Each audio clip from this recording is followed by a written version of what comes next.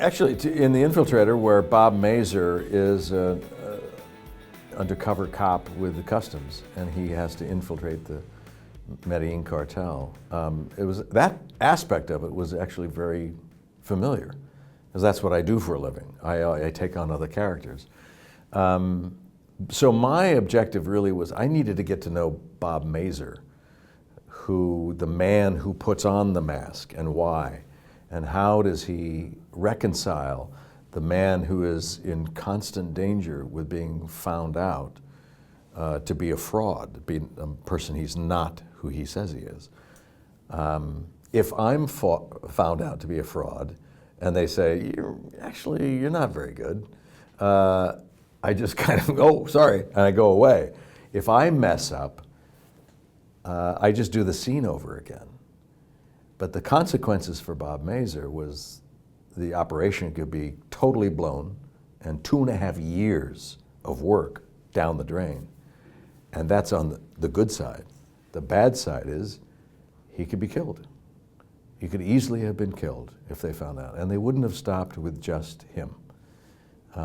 So he had to live with that kind of stress and tension on a day-to-day basis. And the thing that really brought me to wanting to do The Infiltrator was the fact that how does that man then end his day as Bob Musella, this underground figure, and go home and be Bob Mazur to his wife and kids and take out the trash or do some chores at home or help his kids with their homework or something like that. And I thought that's the fascinating story, that balance. How does that same man divide his attention and focus and leave his work at work?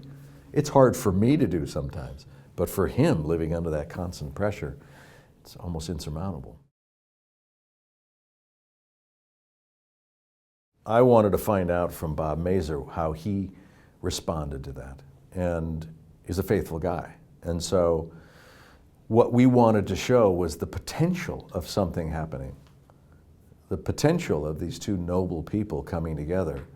And in the scene after this horrendous murder that could have been their own, in all likelihood, these two characters who have worked together and appreciate each other and depend upon each other to live and to work, needed comfort.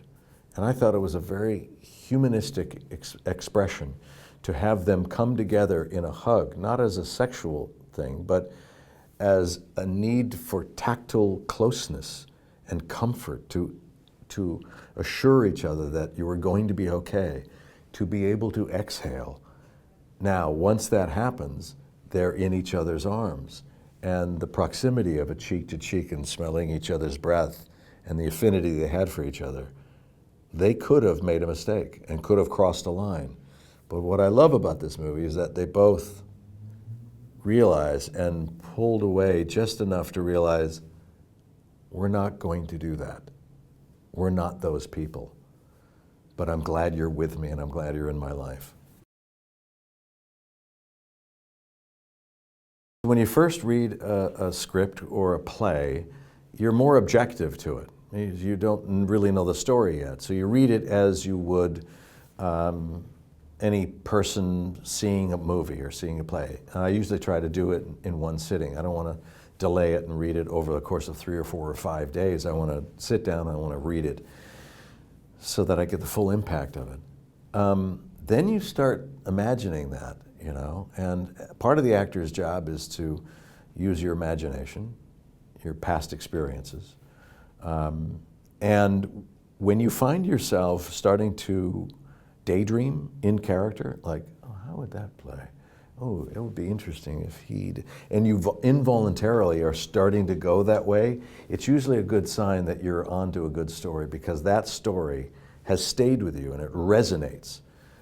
The same way it would with an audience watching a movie. And we hope that when people watch The Infiltrator, that they'll leave and they'll discuss it and not have it just be forgotten.